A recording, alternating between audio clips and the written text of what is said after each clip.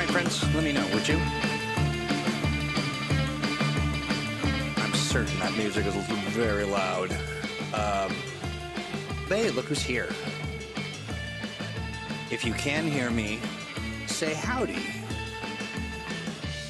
Howdy. I can hear you too.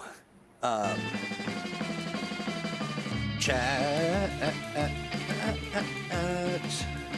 Making sure they can hear us. I'm worried. They're not saying anything at all. Howdy. Thank you, Jay Gray. You are here. Good to see you. Yes, friends, you know, it's ThursdAGE, and it's a time for us to, you know, just take a break from the workaday world, hang out with your dear friends from Green Ronin Publishing, and talk about, you know, age-related things. And I don't mean old age. I mean the adventure game engine. And, yeah, it's our proprietary game engine. It runs so many of our most popular titles. And you know, developed by some of our most popular humans. Look at this. Howdy. And there's howdy, also Duke. me. And then you as well. Duke, good to see you. David Bullock says greetings. Brandon says howdy.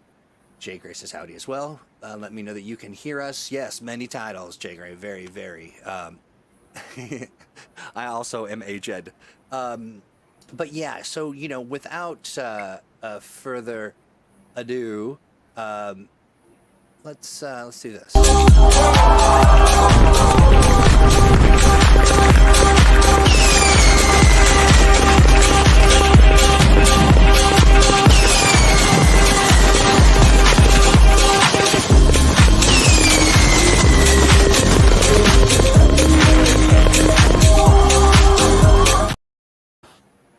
Wow. This is what I get for asking for something more subdued, isn't it? Yeah, Hi, everybody. I mean, yeah, it's Malcolm, everybody. Yeah. It's our very own Malcolm. That is true. Our very own, the one and the only. Malcolm, so today we're gonna talk about you know, more age-related stuff, but we're gonna get into some stunts, and we're gonna be taking questions. Mhm. I know that there are some totally normal entry. Exactly. I know that there are people who've got some questions about things that are cooking in the background that they know about.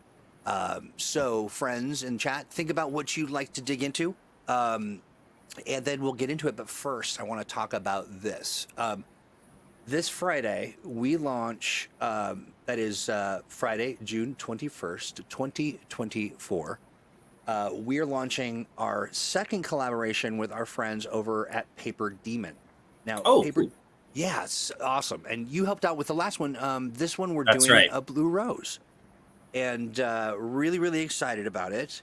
Hey, Learn Music. Hey, Brian F. Irving's here as well. Good to see you, friends. Thank you for stopping by. I'm dropping a link in the chat. Oh, that ain't that link. Wow, that's a gnarly looking link. But let me show you something real quick. So the Paper Demon collaboration is basically they've got like an art RPG platform, and you write or draw, or you write or draw in the theme of the prompt, and you get through the encounters with baddies and all that. But this time around, we're focused in the world of Blue Rose, and let me share that real quick. There we go. Looks a little weird, but it'll do. And Malcolm's still here with us. He's just hidden, so don't be scared. But yeah, so here it is. The link that I'm going to drop. Go ahead and click it. I'm sorry that it's so gnarly, but there you go. Click on that link for me, and do me a favor, sign up to participate. It's super easy, it's super fun, and it is all in support of a great group. Really like these folks. Susie over at Paper Demon and her team are people that fantastic writers, and the thing I really do appreciate a lot about what they do is that it's designed to be especially supportive of people who are neurodivergent. And as you know, as a person who suffers from the ADHD of of a lifetime. It is a really fantastic portal platform for creating art, and it's themed with Blue Rose. So if you love Blue Rose, get over there and support our friends and have some fun. And with that, let's talk about. Oh yeah, we've got a new release. That's right. Let's put Malcolm back on the screen. And where did you go? There you are. Ooh. Ta-da! All right, so talk to me about the world's longest titled product. Oh, Return to the Valley of the Whispering Titans. Okay, yes. So one of the things we kind of wanted to do is create a little more continuity between the editions of Fantasy Age, because we know a lot of people will be transitioning between first and second edition, and also we're running out of some books for the previous edition. There's some cool things in those books. So one of the things that we decided to do is do revisions and expansions of some of the stuff that we've done before. Okay. And this one is originally from Fantasy Age Layers, which is a really cool first edition book that is all about a particular type of creature or group of creatures in a location with possible stories that arise from that, right? Along with a sample adventure kind of done in truncated form. So Valley of the Whispering Titans was one of those. And basically what we've done here is we've taken the original, we've updated it to the second edition Fantasy Age. And we've added an additional adventure. The original came with one adventure. This one has a second adventure as kind of a follow-up. And that's kind of one of the themes we're doing with the stuff that's in kind of the Journeys line, is that it's a location that you can return to, right? And we have another one that's coming up that's going to be kind of similar in that it's a familiar location. You go there and then you have a reason to return, right? And for me, this kind of goes back to some of the earliest gaming I did. And I was actually talking to Chris Pramus and Steve Kenson about this today, because we all had a lot of experience with the Village of Hamlet, which is an old AD&D adventure, right? Because the location you can just use again and again for different things, right?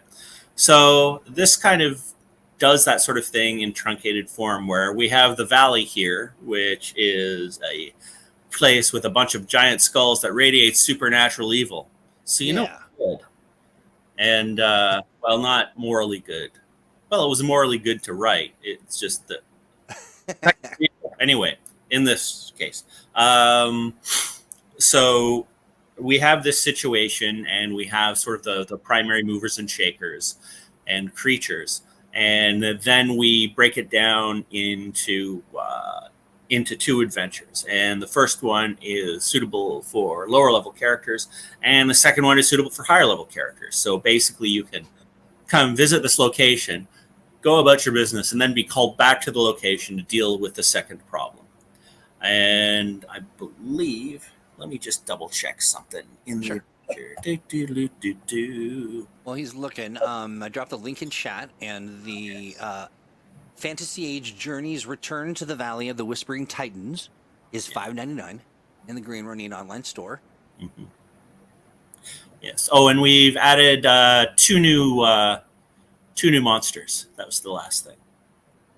Oh, you okay? Nice. 2 new monsters. Awesome. Yeah. And now, who are these two beauties on the cover here? These two. Oh, yeah, those are sort of your primary antagonists. Gotcha. And one of them is an evil druid, and the other one is a fairy creature who has been in the valley for a long time, right? Sort of soaking in the evil that runs through the ground and into nature. Is that better, friends? Real quick, I'm just checking with chat to see. I was a little quiet. So Full fantastic. Yeah, like we said, it's $5.99. It is at the Green Running Online Store, or you can get it at our friends over at Drive Through RPG. Yeah. Again, $5.99. Okay, great. And that's 2 monsters in addition to the existing creatures and NPCs. So okay, great. There's okay, a gaggle of those. There's a gaggle of them. A modest gaggle. A modest gaggle of ghoulish. 1, 2, 3, 4, 5, maybe What 6. constitutes a gaggle? A gaggle? I don't know. Let me. Either. I'll count them up. Hold on. More than a handful, though. Yes, I would 1 say. and 2 and 3 and 4 and 5 and 6. Well, that's a gaggle, sure. So Tempo says, like shadow druids from the Forgotten Realms. How different are they comparatively? well, one thing you have to understand in Fantasy Age is we don't really do a lot of games that are influenced by the tradition of Dungeons and Dragons. We don't do an inherent divine magic, not divine magic split. So it's a little fuzzier. We have rules in Fantasy Age where you can have divine magic have distinct effects, but mostly for us, magic is magic is magic, and it kind of harkens back more into the sword and sorcery mold, where when somebody is facing an evil sorcerer, that evil sorcerer might be controlling a cult, right? So are they a divine magician or not? Right. Right. So we kind of want to give you the flexibility to figure that stuff out for yourself. We have options for it. So when we talk about a druid, we are, talking more about a social position and an attitude, and not, not a character class, right? Because we have, the big loose classes. You can make a druid in Fantasy Age any number of ways with multiple different classes, depending on what you meant by druid, right? In fact, Fantasy. That's making me chew on some stuff. I'm gonna go. I happen to have the core book in front of me. Oh, nice. So let's see. That's a good question. I kind of want to dig into.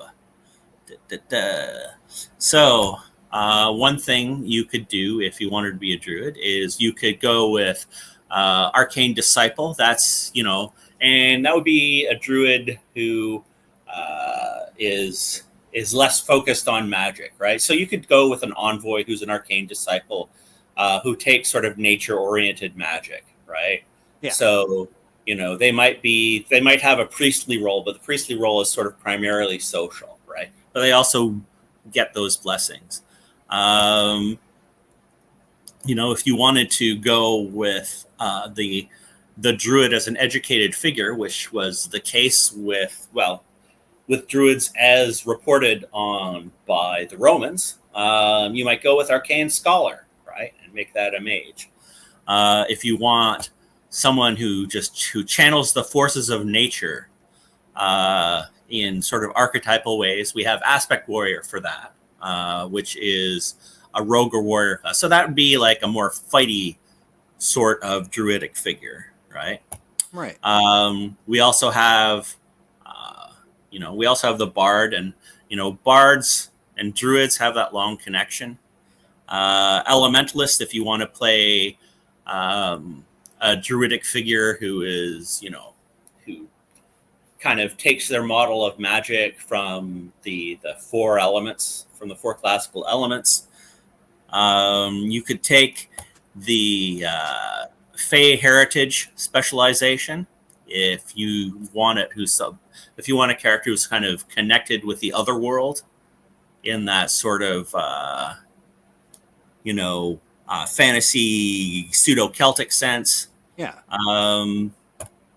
We have there's a bunch of ways that you could put that together, right? Well, there's a couple comments from the chat that I want to grab, and one of them is Disembodied Voice. My cuz says, I loved running the Fey creature. Are the stat blocks updated? Yes, right? Yes, they are. Will it be available on any VTTs? I believe, hang on, words coming in now. I see the typing happening as we speak about the VTTs. I believe it is. Oh, good. I'm I not am sure. not the VTT guy, I so thought I I'd will. seen something about it, but I've got a question into the right person, and they will let us know. Hey, Dark Sun Mhm, Studio, welcome. Hope you brought enough popcorn for the class. mhm. So I believe it looks like the answer is yes. Let me double check.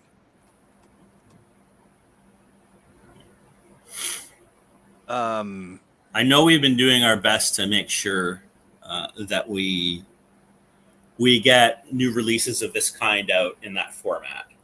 Yeah, exactly. We can. There are some differences, like for example, because VTTs, the medium is more visual and map oriented, Yeah. right? Sometimes we have stuff for which, in the way Fantasy Age is conventionally played in person, or you might play in a looser scheme, like if you're playing over Discord, which is how I've been playing Age games lately. You don't necessarily need those maps, but in VTT, often the map is going to take up the center of the screen, right? So we want to have that on offer for you as much as possible.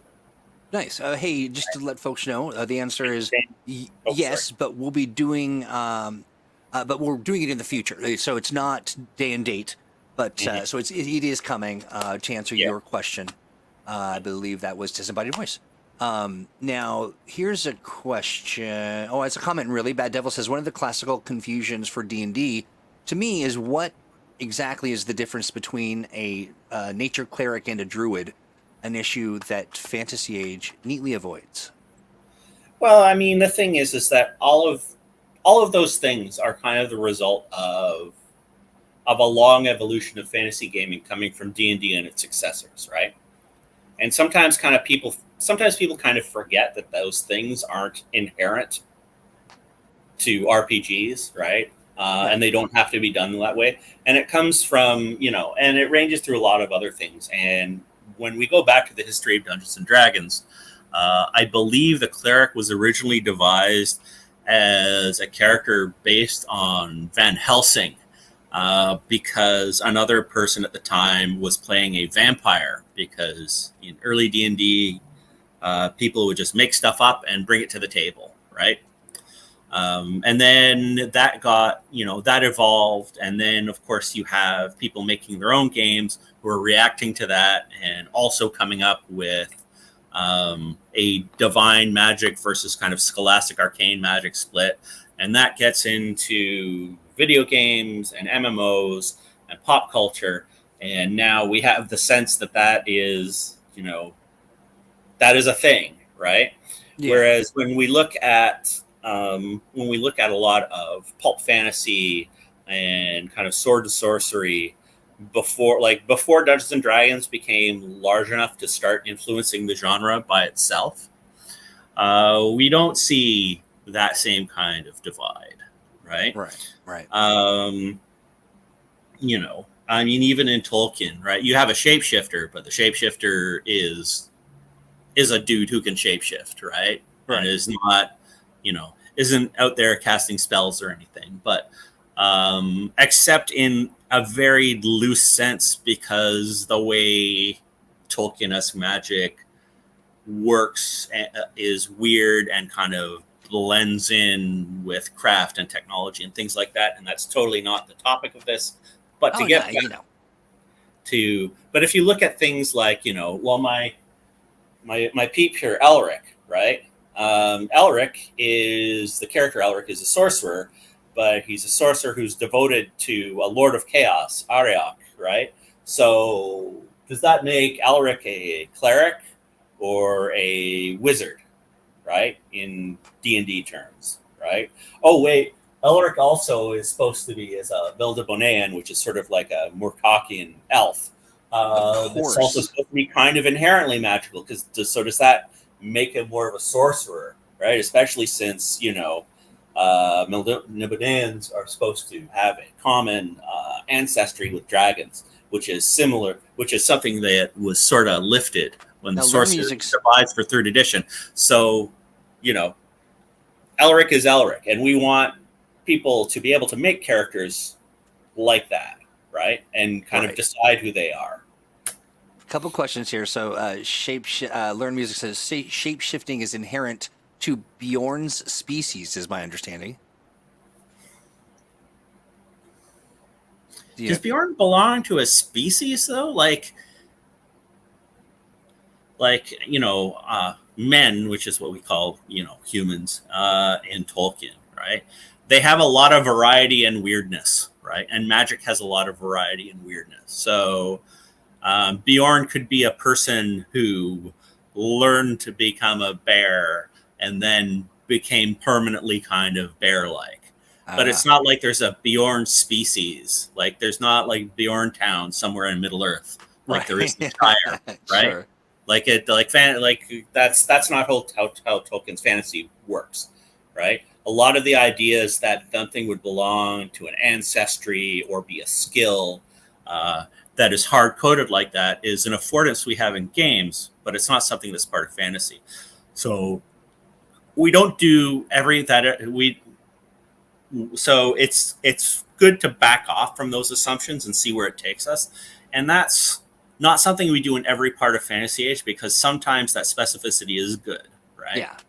Because it helps us do things like have niche protection where, we have a mage class, and the mage class gets the most access to magic, right? And there's cool stuff they can do, but maybe they're not so great at swinging a sword. However, we don't follow those rules for, getting back to the fact that this is an NPC. We don't follow the rules for PCs for NPCs. We kind of always sort of halfway did it, but now, now that I'm in charge, where it's kind of firmly going on the side of we don't use the same rules, right? And in newer stat blocks, one of the things you're going to see is that I've started eliminating NPCs and creatures having talents, for example, because the way talents work is talents are stringed out through 3 degrees so that you get these particular benefits, and it motivates you to, level up and get more of the talent and so on and so forth. But for NPCs, we don't have any of those concerns. We don't have any concern that we might give a balance too soon, right? And there are some things that we don't need from the talent. So instead, generally, the talent will get replaced with a quality that does something comparable, right? So real quick, I want to just pause you for a minute. It turns out that Bjorn claims to be one of the last of his kind, the skin changers, is sort of what they're pulling that information from. Which maybe so, but that doesn't mean Bjorn isn't human. It means, if we look at, if we look at the myths that Tolkien would be looking at, which would be Norse and Finnish mythology primarily, because Tolkien discriminated against the Celts. Sorry.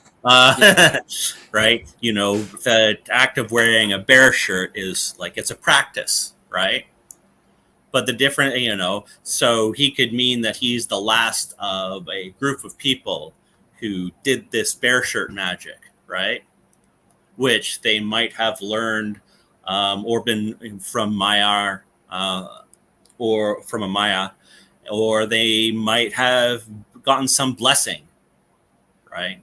From a Maiar or a Valar, right? If we're getting into all of that, right? But it doesn't, we're not talking about, an ancestry that you pick beside, you have your choice of dwarf, elf, or Bjorn, right? Or Bjorn guy, right? It might be, what it might be is it might be, say, a secrets talent like we have in Fantasy Age, right? So maybe it's a skill that people from that culture can develop, right? Gotcha. Or maybe they have a tendency to develop, or it's some combination. Like there aren't these hard-coded divisions in fantasy, and I think it's a good idea to see which of those that we can get rid of in kind of fun, productive. I like that. Yeah. Yeah. Real quick, Bad Devil says, speaking of Elric, is Soulbound going to come back at some point in second edition? Soulbound. Are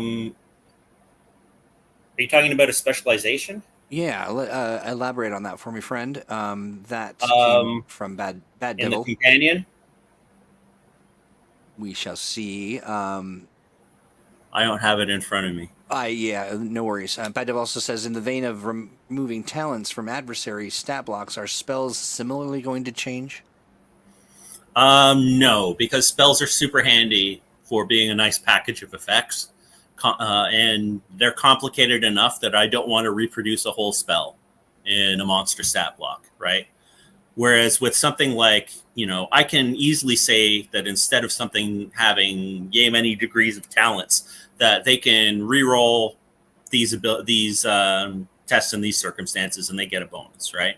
Yeah. But a spell is different. Like, for example, I was working on Foes yesterday, which is going to be the successor to Bestiary. And I was going over the stat blocks for vampires. And vampires have a feature, special quality called blood magic, right? And that's because a lot of vampire powers work really well as spells. What I am trying to do is not for all the stat blocks, but for some of them, I'm trying to take ones where it would be appropriate and make there be less paperwork for things like tracking magic points. So you'll see in the future more creatures that they can use this spell once during the encounter. And it doesn't cost magic points, but they still have to roll for it, and they can't push it because pushing would cost magic points, right? Or you might have a thing where they can attempt it until they succeed, but they get to succeed at it once per encounter. Got you. Right? Bad Devil says, Soulbound from Companion. Yes, it is essentially a mage receiving power from some kind of otherworldly being. Yeah. Well,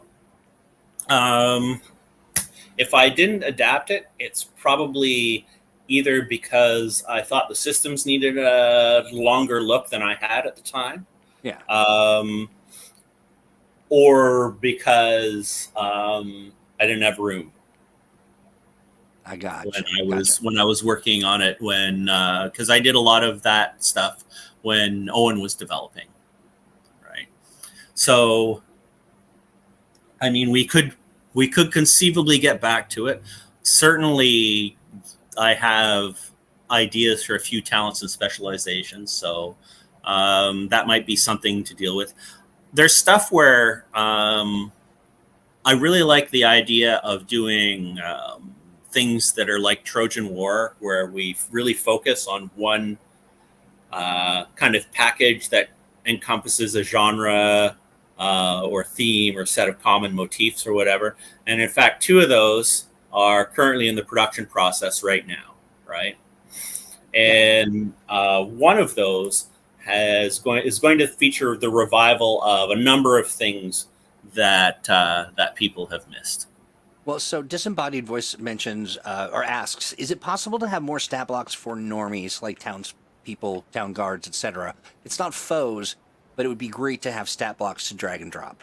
Well, foes will have, it does have stat blocks for normal people, but the core book has a number of them, right? Keep in mind that the average person is a 0, right? So that means they have 0 in every ability, and they have 10 health, and they have 10 defense, and they have 10 speed. And that's it.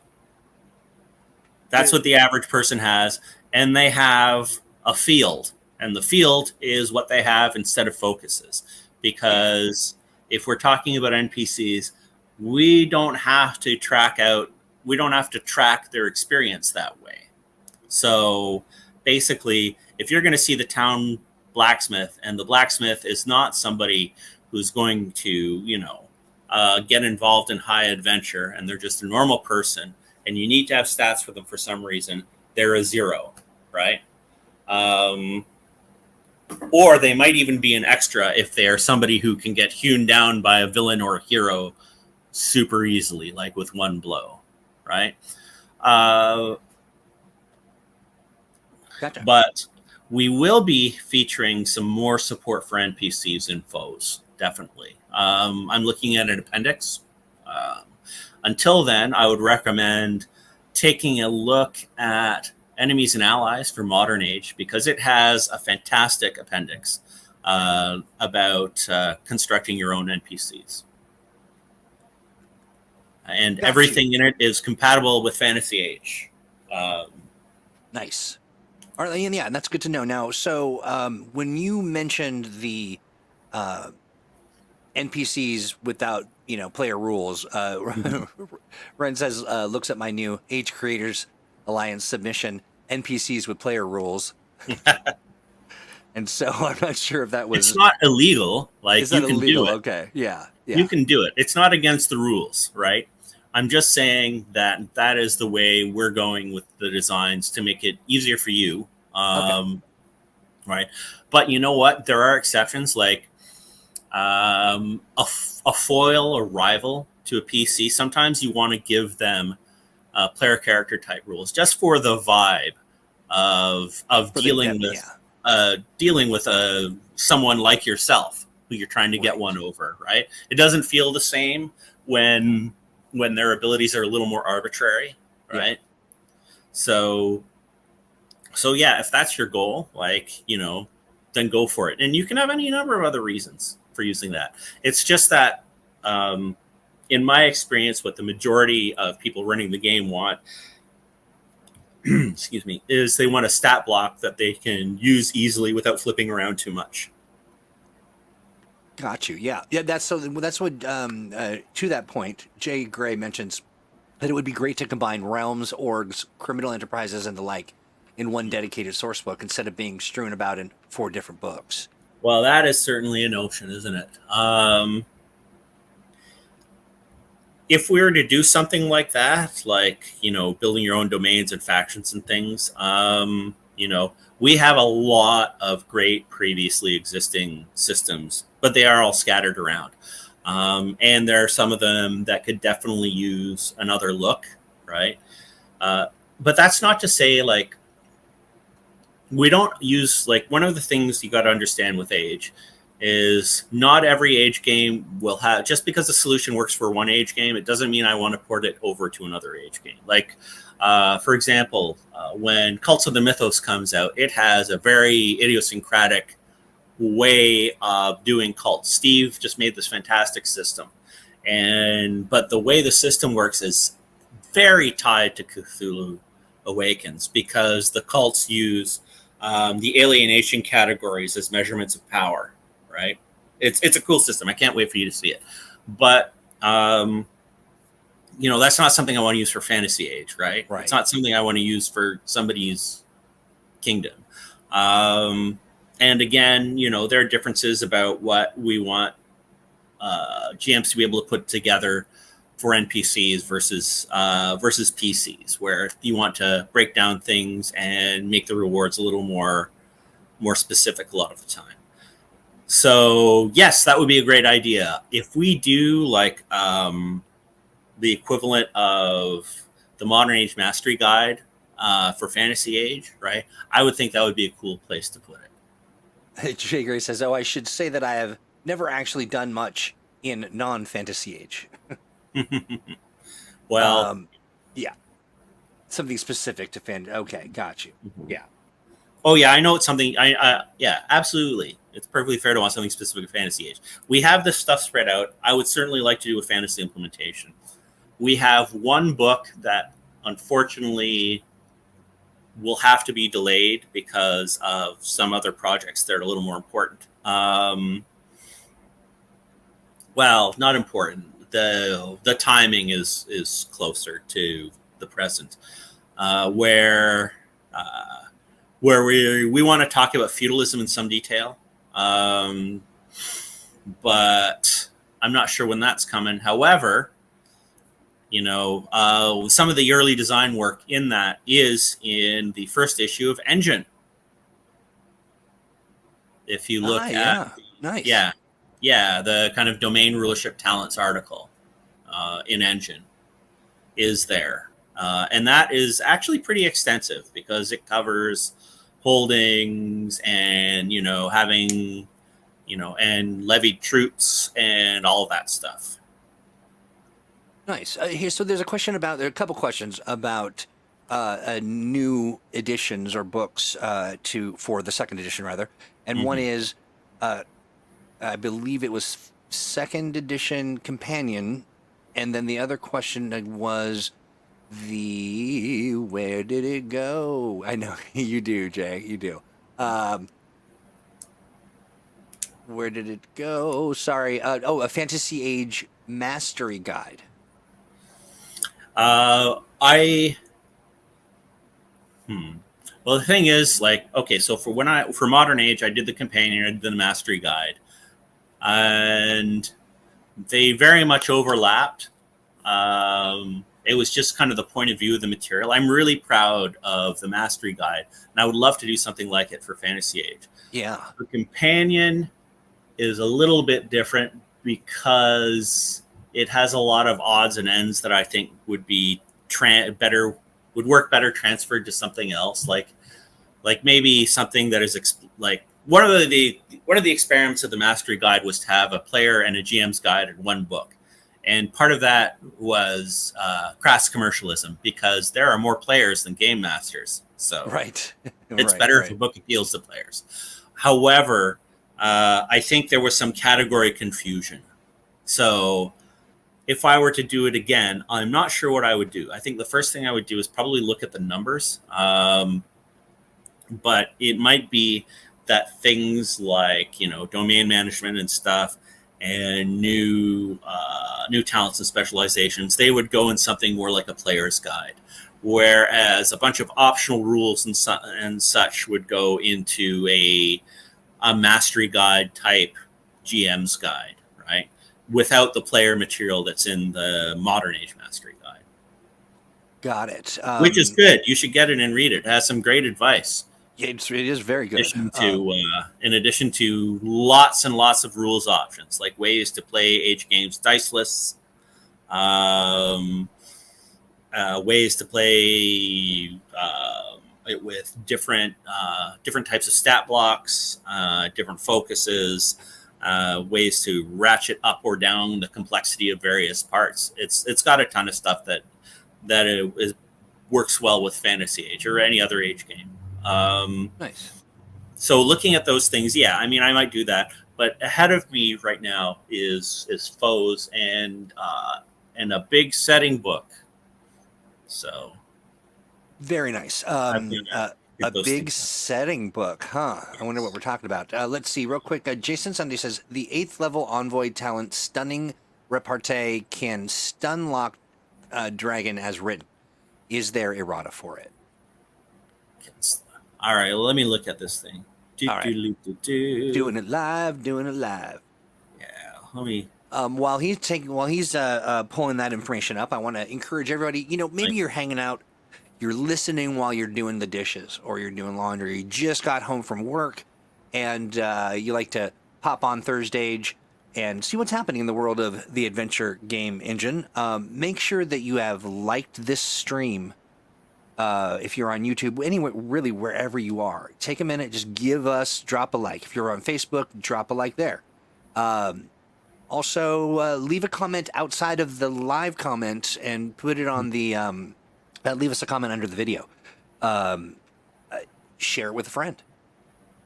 Copy that link and send it over to, if you were hodgepodge Syntaxia, maybe you want to send it over to old grandma Syntaxia. Say, this is what I do on Thursdays, hang out with these really cool peeps. To answer the question, yes, you could potentially stun the dragon again and again, but you have to use your major action each time. Right? That's right. So basically what you're doing is, you're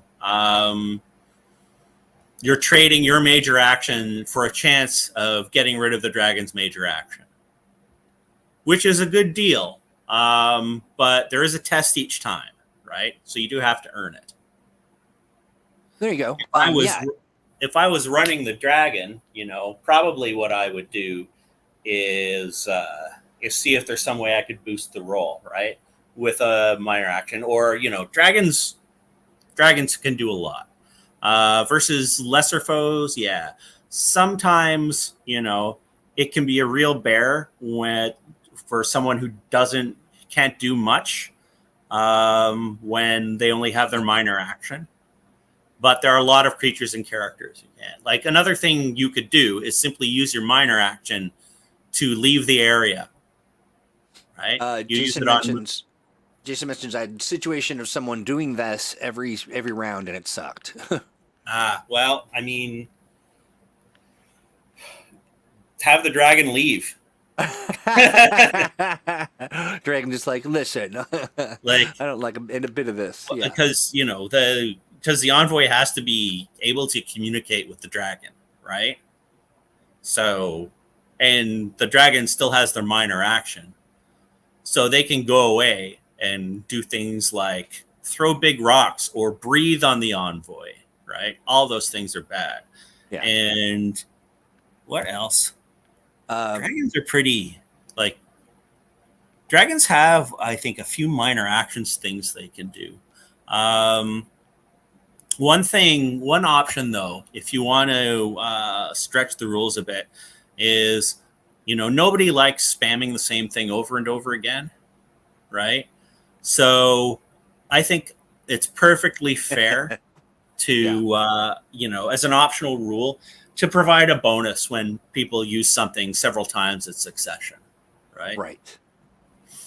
And, hey, real quick, Duke says, I had a stunned giant creature before in my last session, and while they couldn't attack, the big thing was becoming a hazard instead of a foe because it was stomping around everywhere in confusion. Yeah. So yeah, you can have kind of cool things like that.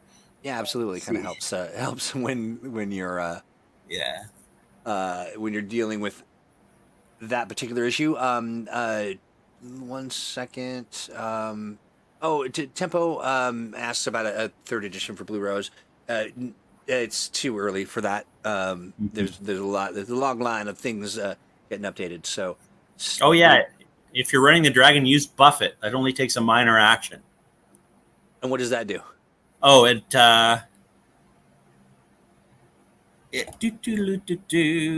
Buffet.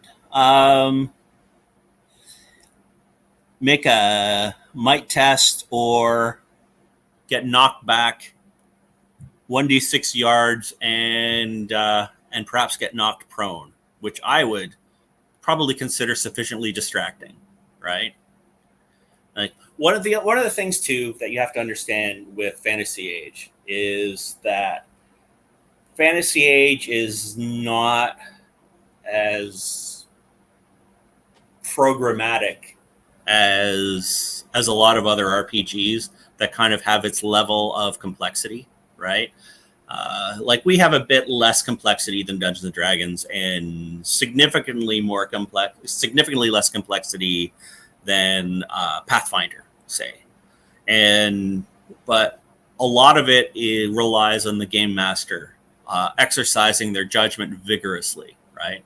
Yeah. And that means acknowledging that, sometimes you can't use that ability because you can't communicate with that creature because everything's on fire and that makes a lot of noise. Stan does win this round. Right? So it's not something that you should use to be cheap. Right, but the player should have a basic expectation that you are allowed to do that, right? And also, there's nothing wrong with saying, I really don't want you to spam that anymore, right?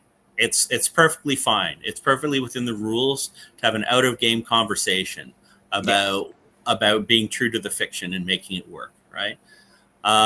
Yeah, that makes sense. All right, but I think if I were to redesign Fantasy Age, I would probably have some kind of anti-spamming rule, because I personally don't like it when people spam the same thing over and over again. But at the same time, I have to respect it to a certain extent, because the magic system, for example, is something that, our style of magic in the game has a lot of, you have a couple of reliable spells you can use repeatedly, right? And we have abilities like Arcane Blast, for example, for for mages, and pinpoint attack, right? Which is a benefit that once it applies, it pretty much always applies. Gotcha. Right. So there's a design through line going there that I feel we kind of have to respect too. Yeah, I also think that there's something to be said. Ren mentions that first says for big bosses, I often give them multiple major actions, but I still allow the use of something that stuns a target to remove one major action, keeping it valuable but allowing the foe to keep acting. And then adds, also I have the kind of players who know that spamming abilities like these stops being fun real soon. Yeah, that's a really good point. Yeah, you can also no worries, tempo. You can also just have an NPC with the envoy ability come and talk the envoy.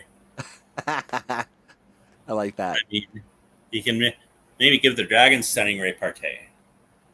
Yeah, right. I like that. There's something people don't do enough is they kind of, I think a lot of times GMs look at what players are doing as a bag of tricks that's exclusive to the players that they can't steal for themselves. That's why one of the most evil things you can do, and by evil I mean challenging but fun, is you give a major antagonist to another player, because as a GM you can never run an NPC as well as a player can run a PC. It's impossible. Your focus is too split and you're not as invested as the player, right? But if I take, an evil wizard or dragon or whatever, and I give it to my buddy and I go, you run this like your character, you will notice that you will have to, any challenge that you administer that way, you're going to have to make it less powerful, because otherwise, if you take something that is, the usual threat you might use, they will, as often or not, just massacre the other PCs, right? Right. Because they're designed to be a bit more tougher so that they can stand out for the fight, right? But if you make them a bit tougher and then they use them with all of the wickedness that players use their characters' abilities, they become so much tougher. Right. Well, and players also think a lot about the context of what's going to happen to them and what they can do to get out of it. And that's right. So once you give someone that antagonist play, you light that fire. We call that table position when we had it. It's certainly not an original idea by any means, but we felt clever when we came up with it when we were in our late teens. We called that the devil's advocate. Sure. Yes. A character we're all quite familiar with. Yeah. Hey, Jason says, so bring an envoy with every encounter. Bring an envoy with every encounter. Yeah. All right. So Bad Devil says, it's such an utter joy when you can delegate the big bad evil guy to a friend. They think of some truly evil, some very evil she is that you don't have the bandwidth to think of. True. Yeah, to the point, like to Malcolm's point too, you got to kind of make sure you're not unleashing the worst of the worst. Yeah. Dragon rap battle, said David Bullock. Yes, I believe that is. Yeah. Yeah. Why not? I mean, why not? Yeah. It's very in tune with, Dark Age migration period. Sure. Early medieval. Yeah. All that bardic and skaldic stuff. That's right. That involve, just started figuring out what a beat was. Forms of rap battles with the That's right. Yeah. So yes, I'd like to see that, David. Make sure that you do that at your table, and then do record it to share with us later. There are several ways you can handle this, I feel, says Jay Gray. Of course. We are getting a nice new pool of qualities for foes. I can never get enough adversary qualities. Mm-hmm. Yeah. Yeah. Foes. So foes is not going to be like the old bestiary, in that I have decided to split it into chapters by type, and they're going to be, if you've got enemies and allies, you kind of know the format, in that here's a type of foe, and here's some special rules or circumstances to do with that type of foe. So, for example, for the folk chapter, which is regular and not so regular people. We have something called an infamy rating, right? Because people belong to societies, and when groups of people, societies hate you, right, they can pass that information along, right? All right. So we have rules for that, which are a development of some rules that were in Enemies and Allies, but I've tweaked them and updated them a bit. We have a bit on what animal reactions are like in the Beast chapter. And in the Demons chapter, we have guidelines for stealing people's souls. And in the Undead chapter, we have hacking apart bodies.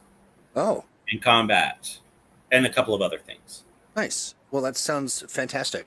Yeah. There was a mention, there was a question on engine, and I want to just clarify that there's really not a, I mean, there will be a cadence of publishing. Yes. But it's not going to be like the first day of the month of whatever. No, we it's kind of bundle together good information and then make it available when it's ready, right? Yeah, it's when I get enough stuff together That's to right. make an issue of engine that we do engine. That said, I do have enough stuff together for an issue of engine. Okay. So, but that stuff has yet to be edited, developed, or laid out. Okay, So gotcha. that's a bunch of stuff that I either have to do or get folks to do before we go through. I'm quite excited with the next one coming up because I reached out to a fellow named Mark Caron, and he is someone who has particular expertise in solo role-playing. Oh, really? Yeah. I ran into him on Facebook where he was detailing his solo Fantasy Age game. Well, I might. I'm going to put that interview in Engine. I see why he was particularly interested in asking that question. Yeah. But in terms of solo play support, I am thinking about it. It is something to which I and other people on the dev side of the company are giving significant thought to. It's just I want to find a solution that has substance and also maybe has a way of doing things that's on the newer side, right? We have a couple of things like for Cthulhu Awakens, we have a couple of things on the level of generators, like Dreadcrawl's Zero is a dungeon location generator kind of thing, right? But it's tuned for Lovecraftian gaming specifically. But you could use it for Fantasy Age with minimal adjustments and maybe ignoring the parts that feature non-Euclidean geometry, or not. Yeah. But well, hey, listen, Malcolm, we've got about 5 minutes left. Oh yeah, we have do. A couple real important things that I want to get into real quick. Thank everyone for the questions. Thank you. Make sure that if we didn't answer yours, send a note to Let's Play, and we'll be sure to cover it in our next live stream. But I want to talk about this real quick. Let's talk about if you are not in the Atomic Think Tank right now, you're not hanging out, you are missing out. There's a lot of great stuff there now. There's a lot of great stuff on the way, and it's really the place to be. Like this new edition, which is going to go live. I think I'm going to take it live today. It feels like we're getting there, but it's called the Badgerium, and the Badgerium is a place where you go and collect your own personal badger that you kind of we give it to you and you raise it as your own, like it's your child, and then it gnaws you to death in your sleep. No, I'm kidding. That's not anywhere near what it is. The Badgerium is a place for you to go pick up your badges so that you can let folks know that you like to play, that you GM Fantasy Age or Modern Age or Cthulhu Awakens, or the list goes on and on and on. And of course, Mutants and Masterminds is included in that as well. But we'll be adding the additional badges here shortly. But then other people can bother you to join them and to play, to ask you, hey, and if you're willing to play, are you willing to run a game for somebody or a one shot? This is the great place to be able to communicate that via your profile. you do get badges with these badges, and then the more badges you get the badger badge. So head to the Badgerium when it goes live, and you'll get a notification. That will be coming shortly. I also just want to call out again, we've got Portfolio LeBeau over here in our community content program, which I'm very, very excited to see. Shows all of the great work that you can pick up, as well as some snippets from the Aegis is the the Adventure Game Engine Interest series. You can listen to that and just wait. You get the mushroom badge. Yeah, that's right. Really, really excited to see this. You'll be seeing more folks. If you are a member of the Age Creators Alliance and you're not in this space, get to getting because we'll create. I'll create a whole space that's just for you. For you, it'll be public. Everyone will be subscribed to it, and it will be lovely. So that Also, is that. And yeah. Do you want to chat, add anything about the? Well, it's I go, I look at it almost daily. So if you have a question about any of the lines that I work on, you can ask it in there, and that's your best chance of getting a response from me. Nice. I do look everywhere else, and I love other places. Yes. Shout out to the grad Discord, for example, and the age group on Facebook. I love those places. Yeah. But usually, I'm gonna there was a question about how light lances are balanced. Yeah. That I answered over there. Right. So I do have an eye out if you have anything you want to ask or say. Absolutely. You know what I'm thinking too, Malcolm? We might want to set up a special event right in the tank so that some of our age pals can, maybe we'll do an evening with Malcolm. One-man show, microphone, mood lighting, the whole thing. Easy peasy. Yeah, absolutely. All right, so we'll do that. But in less happy news, we lost a member of our community. Our good buddy Kevin Stacy, who was part of Game Night Heroes. Kevin was a guy who was very much he was engaged in the best way possible. He was one of those people in our community, just clutch. Just somebody who you could really depend on to be there and to help out when you needed him. He had a professionalism and a commitment to supporting age-related stuff in a big way. And we would text each other on the regular. Always great big ideas. Really looking to be a professional in this space, and he was a great guy to work with. Unfortunately, Kevin lost his battle with cancer, and in that experience, he was able to work with Fund a Life. Fund a Life, I talked with this is an organization that was created when this guy, the CEO of this 501c3 nonprofit he came down with cancer and the diagnosis was really rough, and his network raised a bunch of money to help support him because when you're sick and you're facing chemotherapy and all of that stuff, it's exhausting and you can't do the things that you once did, or you're feeling a little run down or more than a little run down. What Fund a Life does is it actually gives people in crisis, not just folks who are ill, but also people who have lost their home in a fire, or people that have discovered some traumatic news, and they just need some help. Fund a Life just gives them the money so that they can take care of the business and be able to come out on the other side of things more intact. And so it is a great it's a great nonprofit. Head over to fundalife.org. There is a QR code in the bottom right hand corner that and the reason why this is picked, I'm so sorry, I forgot that part. trying to keep myself from getting too choked up. But Kevin was a beneficiary of this Fund a Life, and they helped him out, and his wife and his family really appreciated that. And she said, hey, you know, donations to remember Kevin to Fund a Life would be a great thing to do. And so do that, won't you? Even if it's just a little bit. Yes, please. Yeah. And let's show them the TTRPG community stands by the room. And yeah, so rest in peace, Kevin.